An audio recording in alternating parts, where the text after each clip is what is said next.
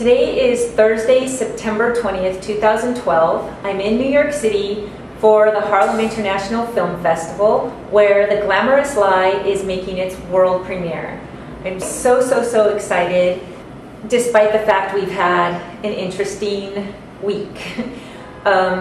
Charles's attorney, Lisa Bloom, sent cease and desist letters to the 3 film festivals and theaters where The Glamorous Lie is supposed to screen this week. And while 2 film festivals have caved into the pressure of that letter, Harlem has sided with my First Amendment right to tell my story. So I'm very grateful for the courage of the members and committee of that festival, because I do have a right to tell my story, and if Charles doesn't agree with what's in the documentary, he can write or produce his own documentary. So one of the arguments that my lawyers made to the film festivals who were nervous about receiving Bloom's letter was that Michael Moore has done documentaries that lots of people were against. And can you imagine Michael Moore not being able to produce his documentaries just because a theater received a threatening letter from a lawyer? So Harlem International Film Festival has a lot of courage because they are a small organization, and it's very understandable that someone might get intimidated by a letter from a powerful business person in New York City. But at the end of the day, I have a legal right to tell my story, and I'm going to do that in about 3.5 hours. I'm expecting Charles to send representatives to the theater. I don't know if they're going to continue to try to stop the documentary from being screened, but I'm going to have lots of security there, and the law is on my side. So very excited. I'll let you know what happens. A demand to cease and desist from any and all screenings of A Glamorous Lie to whom it may concern. This firm represents Charles Phillips, a prominent business leader and philanthropist. We have learned that you intend to screen the film A Glamorous Lie, quote unquote, at your upcoming film festival. Lie is aptly named as it contains numerous defamatory falsehoods about Mr. Phillips, which are designed to damage his reputation and professional standing. Mr. Phillips has not authorized the use of his name, image, or words in connection with Lie, quote unquote. Indeed, the entire focus of Lie, quote unquote, is to defame and disparage Phillips, invade his privacy, and portray him in a false light in violation of California, New York, and other applicable law. In addition, Lie is currently embroiled in ongoing litigation as the former director and executive producer of the film, Mark Alamares, states in court documents that he withdrew from the film once he became aware that Lie, quote unquote, was nothing more than an extranet plot against Mr. Phillips. It became clear later during the editing process for the film that, in fact, Wilkins viewed the film as nothing more than an opportunity to extort the film subject, Mr. Phillips. Wilkins told Alamares that both she and her attorney hoped to use the film as leverage to extract millions of dollars from the film subject. We therefore demand that you cancel any and all screenings of Lie immediately. In the event you elect to screen the film, please be advised that Mr. Phillips intends to hold you legally responsible to the fullest extent of the law, including instituting litigation against you and any appropriate individuals and entities associated with you for compensatory and punitive damages and other relief. This letter is not intended as a complete recitation of Phillips' rights and remedies, all of which are expressly reserved. Enjoy the film.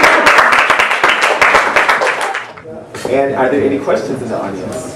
How long did it take you to do the film? We thought we were finished filming after 3 months, but once I got confirmation of the license plate numbers of the people who were following me, and we traced it back to that company called Kroll, I realized that Charles was behind it, so we wanted to get that on film, because the whole year I'd spent detoxing from that relationship, and I just seemed to keep getting sucked back into it. So we wanted to add that. So that added another 3 months of filming.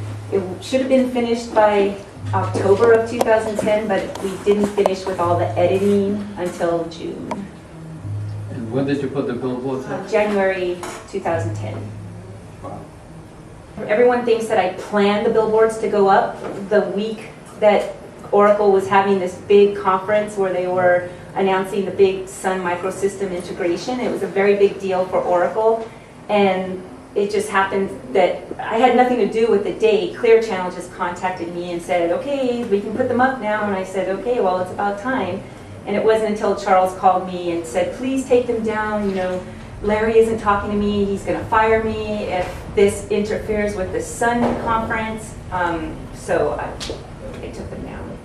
If the billboards for 2.5 days created such a firestorm, like a film like this, it's like, what is the purpose really? The reason I did the documentary is to tell my story the way I wanted to tell it. The media, when the billboards went up, it turned into this international media frenzy. Right. And I didn't want to talk to 2020 or to Good Morning America or the Today Show or at the time Dr. Phil, because I knew that if I sat down with them for 2 hours, they would edit it down to 20 seconds, and probably the 20 seconds would be the billboard mistress. And I didn't want that to be the story that got out. So I did this for me. I don't care at this point what happens to Charles, especially now. You know, he's involved in my life every single day. He's constantly monitoring me and having me followed, and having lawyers send letters to friends and family and associates in film festivals. So I did this for my own legacy. I've got nieces and nephews that I want to know the story. And I didn't want to have to go to each person individually 5,000 times telling the story. This is here now forever. No one has to like it, no one has to watch it, but this was my way of telling my story. No, I get that, but I'm just like curious as to, is this going to just keep this like this thing between the two of you just like going forever? It's like, it seems like it's like, when will all this end? When will, I mean, it's like, who's got to stop first? You know what I'm saying? Well, we started filming this in 2010 and finished filming it in 2011, and I felt that this and my memoir would purge the Charles section of my life. So for me, this is the end of it. For me, this is my closure. My closure doesn't have to be when the public feels that my closure should be. Right. When is it going to end? Well, I mean, it's just like, is he going to retaliate? I mean, that's what I'm really like questioning, I guess. Are you going to be retaliated? He's threatened me. As late as today. His lawyers have said that if I screen this documentary that I will be sued. And the thing is, he's been threatening to sue me since 2011. So will he retaliate? That's for him to do. There's nothing, if there's anything in this documentary that he wants to come forward or have his agents, his people are constantly following me and monitoring me. So if any of them are here, they need to get up here and say what in that documentary wasn't true. I'm sick and tired of being threatened. He's got a lot of money, he has a lot of power, and I'm not intimidated. I'm not going to be intimidated by this man because I know who he really is. So for me, if he's going to retaliate, let him. That's his choice. If he wants to sue me over this, I guarantee you he's not going to win. I have a First Amendment right to tell my story. He is a public person, and the California appeals court ruled that I have a right. I don't have to have his permission to do an unauthorized biography of him. This documentary isn't about Charles, as you saw. There's a lot that I'm trying to have happen, and I'm still being sucked in to this vortex. And for me, this is my closure, but you don't understand what he's been doing the past 2.5 years. Our relationship ended 3 years ago, and he's still every single day on my websites, monitoring me, having lawyers send letters, sending private investigators to my friends and family all over the country. So I'm telling you right now, this man has spent in the past year and a half, $1 million on legal fees. He is not only paying his own legal fees and for the private investigators, he's also paying the legal fees of Mark Alamaris. You might wonder, why isn't the director here? The director stole the footage. As soon as I said, we're locking picture, this is great, now let's let the composer do the music, he disappeared. I couldn't find him. We find out that he's been working with Charles. I don't know how long he's been working with Charles, but he stole my footage, sold it to Charles, and now Charles is paying Mark's legal fees. This is so convoluted and disgusting that I don't know when it's going to end. He's got a lot of money, so it's going to end when he runs out of money, or when I run out of money to defend myself. It's costing me a lot, so I know that it's costing him 5 times as much.